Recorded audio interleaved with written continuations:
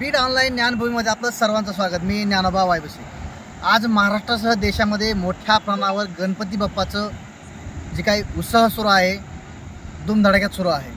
आपण आहोत आज बीडच्या पाली परिसरात असणाऱ्या इन्फंट इंडिया या परिसरात। आज या ठिकाणी आपण मुक्कामी करणार आहोत। या ठिकाणचं जीवन कसं आहे, कशा पद्धतीने दैनंदिन जीवन चालतं आणि गणेश उत्सव सुद्धा इथला कसा आहे आणि गणेश उत्सवाच्या याच पार्श्वभूमीवर आपण आज या ठिकाणी मुक्काम सुद्धा करणार आहोत। इथली मुलं असतील, जी काही इथला इन्फंट इंडियाचा जो परिसर आहे, सकाळपासून संध्याकाळपर्यंत आणि संध्याकाळपासून सकाळपर्यंत जी काही परिसर आहे दैनंदिन कशा पद्धतीने चालतो, तिथल्या मुलांना कशा पद्धतीने त्यांना खाणं पिणं असेल, राहणं असेल, त्यांचं जीवन कसं आहे हे तुम्हाला मी थोडक्यात दाखवण्याचा नक्कीच या व्हिडिओच्या माध्यमातून प्रयत्न करणार आहे। तर पाहूया आपण या ठिकाणी सायंकाळच्या वेळी काय असतं आणि सकाळच्या वेळेला काय असतं हे नक्की या व्हिडिओमधून तुम्ही पहा।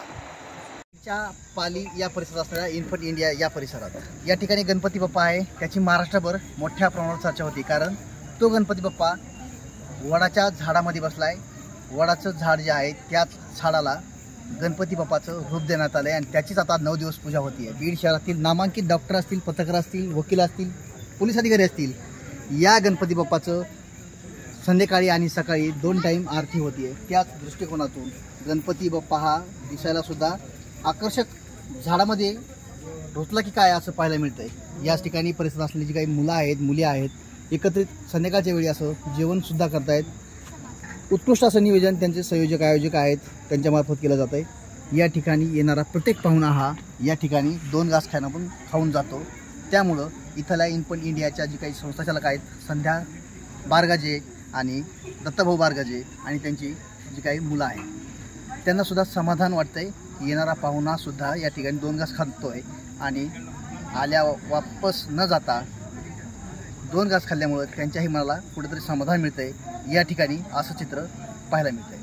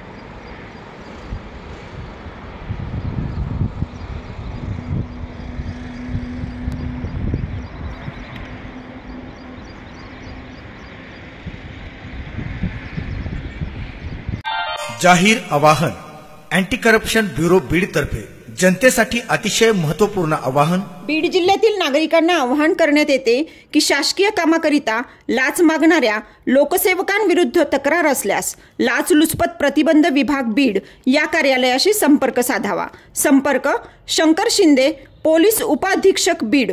संपर्क क्रमांक 93 55 100 100।